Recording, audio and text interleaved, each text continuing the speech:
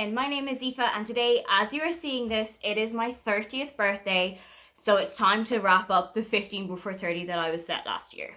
Last year, in the run up to my 29th birthday, I asked a couple of friends of mine to set me aside some of the books from my physical TBR that I had to read before I turned 30 years old. Some of them were books that they were absolutely astounded by themselves. Some were books that they just loved the idea of it or the author. So let's see if I actually read any of them and if I'm going to be keeping any of those friendships intact. In order of how I've written them down, first on the list was a book from Charr from Thoroughly Enjoyed Reads. That was The Day We Met by Roxy Cooper. She did tell me to keep an eye out for the really early instance of cheating in this book, and I will admit that was a big turn off for me. I actually didn't finish this book. I gave it maybe about 50 pages before I thought, you know what, I don't think that this is the one for me. I really wish that I could have connected with it a little bit more because I love the idea of a story that takes you along a whole character's life. Two characters who've been friends with each other for a really long time and who know each other and their journeys together. But unfortunately, this one wasn't a hit. Next up, Charlotte from Coiny Reads recommended me Pride and Prejudice. This was the first ever Jane Austen book that I read. It took me 29 years to get there, but we got there in the end.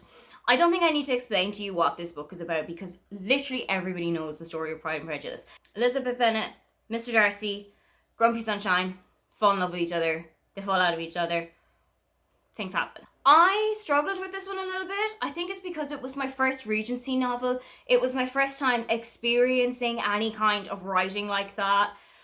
I loved the story of it, but I think I just got a little bit bogged down by the writing. That's not to say that I'm not going to go back to any more of Jane Austen's books. I'm definitely going to read Emma. I have got copies of Persuasion. I've got a copy of Northanger Abbey somewhere around in my house. And I am definitely going to go and pick those up now that I know what to expect from going into them. Next up, Leanne from Leanne Rose recommended me Here's Looking at You by Vary McFarlane.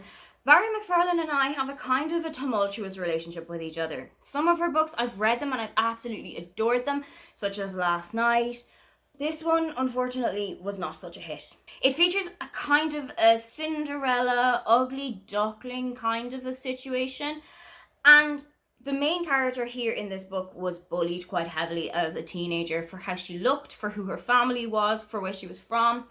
And that did kind of hit a nerve with me as somebody who's also experienced quite a lot of that in their youth.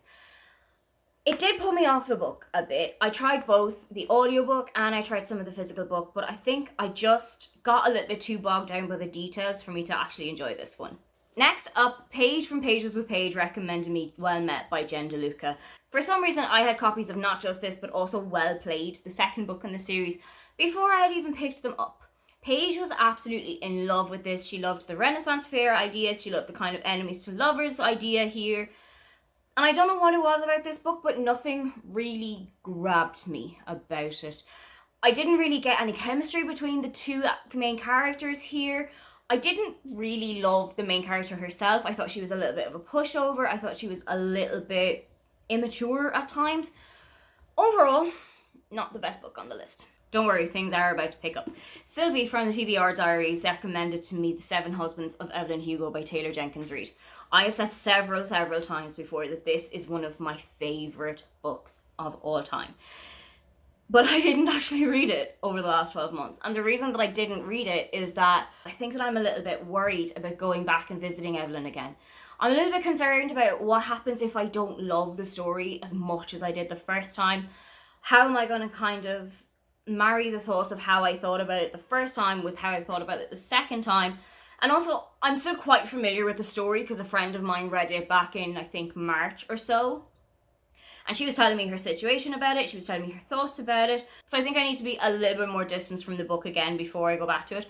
But this is a forever favourite. Next up, Victoria from What Victoria Read recommended me Take a Hint, Danny Brown by Talia Hibbert. This is my favourite of the series. I absolutely adore Danny Brown. I want nothing but good things for her. I love that she was a career-driven woman. I love that she was a little bit cynical, but also was still able to be won over. And Zaf, to this day, is one of my favourite book boyfriends of all time. He's pretty much exactly what I would picture as a partner for myself. Into romance books, into rugby, big family orientated vibes. Definitely something that I would look out for. I have got plans to reread the three Brown Sister books again. I've read Chloe twice, but I've only read Danny and Eve once. So I think I'm going to have to go back and read the three of them all over again. But this is my favourite of the three books. Anna from Read to Me at Midnight recommended Homework by Julie Andrews, and in her video to me said that she thought that this would bring so much cozy vibes, so much kind of like childhood nostalgia, and it absolutely delivered. It starts from 1964 when Julie Andrews has just been given the role of Mary Poppins in the Disney film, and it brings you all the way up to the 1980s where she's about to star on Broadway for the first time. You go through her whole life in those years, her family expanding, her marriage, her children growing up, and I absolutely loved reading this one. As well as that, it's got some phenomenal pictures of Julie and her family life. You've also got some diary entries from around the time that Julie and her husband adopted 2 children from Vietnam, or other areas of her professional life, and I utterly loved reading those as well. It really gave you a little bit more of an extra insight to Julie's life, and I absolutely adore this book. Then on to 2 that I did not read. Carys from Carys' Corner recommended me Only Love Can Break Your Heart by Catherine Reber, and Chloe from Chloe Reads Books recommended me Letters to the Lost by Bridget Kemmerer. I have fallen a little bit out of love with YA in the last while, so I think that is the reason in particular that I didn't go for these ones.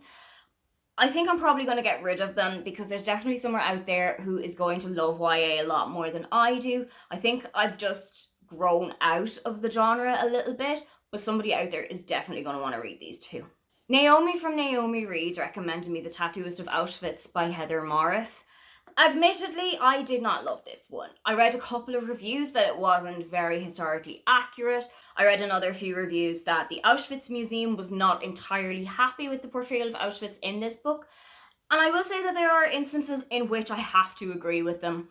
The football match between the prisoners and the guards, for example, didn't particularly feel like something that would have happened. I know that this is a fictionalized retelling of Lila's life, and I really love that he was given a chance to tell his story, but I do think that it just needed a little bit more polishing. Kate from Reading Through Infinity recommended me Spoiler Alert by Olivia Dade, and this was another DNF, unfortunately. I'm not a big fantasy girly. I don't watch Game of Thrones. I've never read Game of Thrones. It's not something that I'm super interested in. So when I saw that there was a lot of kind of Game of Thrones style fan fiction in here, it just didn't work out for me. But I did love that there was plus size representation in the female male character, and I absolutely would love to see more of that in books in future. Maybe I'm going to go back and give Olivia Dade another try. I have got copies of All the Fields on my TBR, but I just don't think that this was the book for me. Another DNF was Wild Like Me by Louise Pentland. This was recommended by Rosy from Sparkle Books, and I think I knew within 10 pages that this just wasn't my genre. Usually I do love very contemporary, very romance-heavy books, but there was something about the writing style that didn't work for me. There was something about the storytelling, the story itself. I don't know particularly what it was, but something about this book just didn't really capture my attention, whether I listened to the audiobook or I read the physical book itself, so I did get rid of that one. Olivia Savannah from Olivia's Catastrophes told me to read Beartown by Frederick Backman, and she told me that this was the perfect book to read in winter.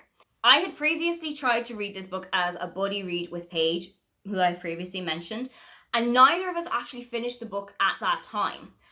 I don't know what it was about Paige. I think she just didn't get into the vibe of the book. But for me, it was because I went home from work for a week sick and never got the chance to get back to the book after that when I'd left it in the office. I left it to the side. I went back to it in kind of December 2021 time and I utterly loved it. I'm really glad that I went back to this one. I'm really glad that I gave it a second chance because it was one of my highlights from 2021. It was the best book that I had read in December. And it has such a hard-hitting storyline to it, but it was done so well with so much respect and so much tact.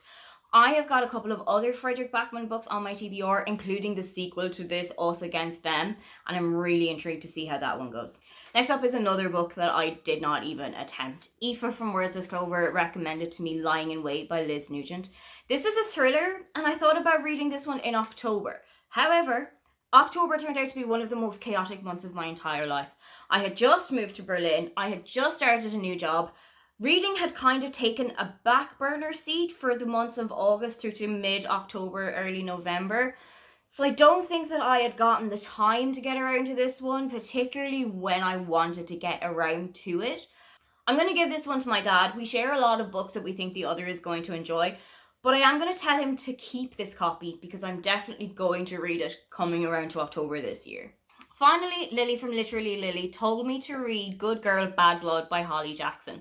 It's the second book in the Good Girl's Guide to Murder series. Something I love about these books is that it's not just a straightforward storytelling experience. You're not just reading prose and prose and prose. You're also getting magazine clippings or podcast transcripts or interview transcripts or any other kind of media that you can think of is often put into the pages of the story here.